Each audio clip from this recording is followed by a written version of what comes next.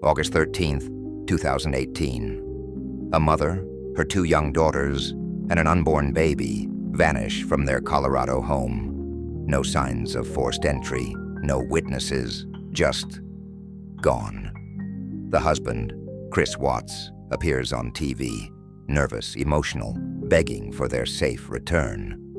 But something about him feels off. What seemed like a desperate plea would soon unravel into one of the most disturbing family murder cases in modern history. This is the story of a man who went from devoted dad to cold-blooded killer. A case that captivated millions, not just for the crime, but for how we watched it unfold in real time. In this video, we're diving deep into every twist, every lie, and every heartbreaking truth of the Watts family tragedy. From the outside, the Watts family seemed like a picture-perfect household.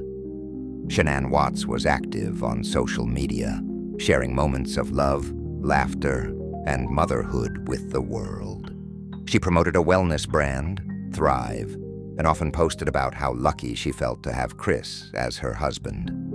Chris Watts, a quiet and reserved man, worked for Anadarko Petroleum. To most, he seemed like the classic, hard-working family guy, devoted, reliable, calm.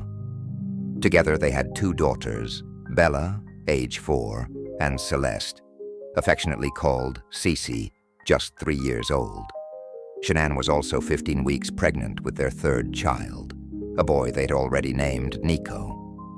Behind closed doors, though, things weren't as perfect as they looked. The family had filed for bankruptcy just a few years earlier. Money was tight, tensions were rising, and Chris was starting to pull away. No one could have predicted what would happen next. On the morning of August 13th, 2018, Shanann Watts and her 2 daughters were nowhere to be found. Shanann had just returned from a business trip at around 2 a.m., dropped off by her friend Nicole Atkinson. But by 9 a.m., Nicole started to worry. Shanann missed a doctor's appointment and wasn't answering her phone. Concerned, Nicole drove to the house. The front door was locked. Shanann's car was in the garage, and her shoes, ones she never left home without, were still by the door. Police performed a wellness check.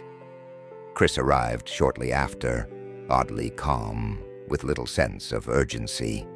Officers found Shanann's purse, phone, and keys still in the house, but no signs of struggle, no note, no trace of the girls. A neighbor offered to show surveillance footage from his front porch camera. It showed Shanann arriving home, but no one leaving. The neighbor later told police Chris was acting strangely, nervous, fidgety, not himself. For investigators and the public, the red flags were just beginning to wave. In the hours after Shanann and the girls vanished, Chris Watts put on a mask of concern. But it didn't quite fit. He spoke to the media, pleading for his family's safe return. But viewers noticed his body language. Arms crossed, forced emotion, barely any tears. Many found it hard to believe his words, because his eyes said something else.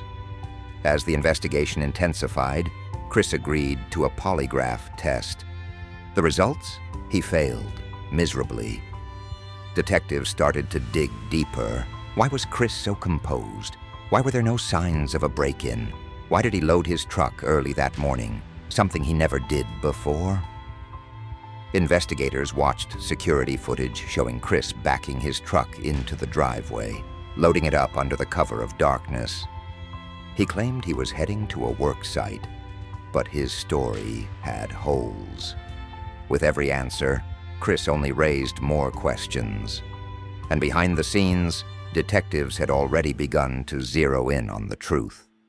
While the world searched for a missing mother and her 2 daughters, investigators uncovered something that changed everything. Chris Watts was having an affair. Nicole Kessinger, a co-worker at Anadarko Petroleum, had been secretly seeing Chris for weeks. He told her he was in the process of separating from Shanann, but never mentioned the pregnancy. The two exchanged frequent messages. They went on dates, spent nights together, even searched for wedding dresses and vacation spots. After the disappearance, Nickel noticed Chris acting strange, and when she learned Shanann was pregnant, she went straight to police. She handed over her phone, her emails, everything. Nickel claimed she had no idea what Chris was capable of, and many believe her. But her involvement, even unknowingly, became a key piece of the puzzle. Chris's double life was starting to unravel, and his lies were catching up fast. Faced with mounting evidence, a failed polygraph, and the knowledge that police were closing in, Chris Watts finally broke. At first, he gave a chilling false confession. He claimed Shanann had killed the girls, and in a rage, he killed her. But no one believed it. Under pressure, Chris finally told the truth. Or most of it. He admitted to strangling Shanann in their bedroom after a confrontation about the affair. Then he loaded her body and his 2 daughters into his truck and drove 45 minutes to a remote oil site. There he buried Shanann in a shallow grave, then smothered Bella and Celeste one by one. He placed their small bodies into separate oil tanks. Autopsies revealed Bella fought back. She had defensive injuries. She was aware. It's one of the most haunting details of the entire case. But even in confession, Chris never seemed truly emotional about what he had done. Cold, flat, empty. The truth was more disturbing than anyone imagined. After Chris's confession, investigators recovered the bodies of Shanann, Bella, and Celeste. Shanann was buried in a shallow grave. Autopsy revealed bruising on her neck and scratches on her face, signs she fought for her life. The girls were found in separate oil tanks. Their small bodies showed signs of smothering. Bella, just 4 years old, had injuries that suggested she struggled. She fought back. She knew something terrible was happening.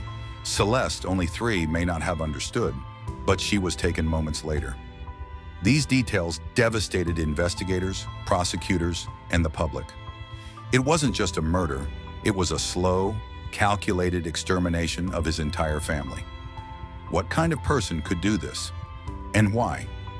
In November 2018, Chris Watts pled guilty to all 3 murders: the deaths of his wife Shanann, his daughters Bella and Celeste, and unborn baby Nico.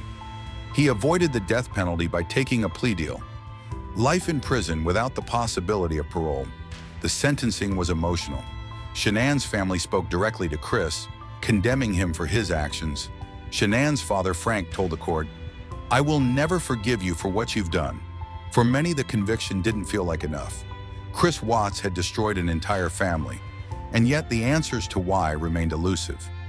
In prison, Chris remains a subject of fascination. He's written letters, given interviews, and even discussed his crime in bizarre ways, adding more layers to his already chilling persona. The public remains divided. Some believe Chris was a narcissist, others claim he was a sociopath. But no one can deny the horror of what he did. The Chris Watts case captivated the world, but what made this case so different? Why couldn't we look away? For one, Shanann was a constant presence online. She shared her life openly, her love for her children, her passion for her business, her relationship with Chris. To the outside world, the Watts family seemed perfect, and then it all fell apart in an instant. The investigation was in real time. Body cam footage, Chris's own TV interview, police interrogations. It felt like we were watching this tragedy unfold firsthand.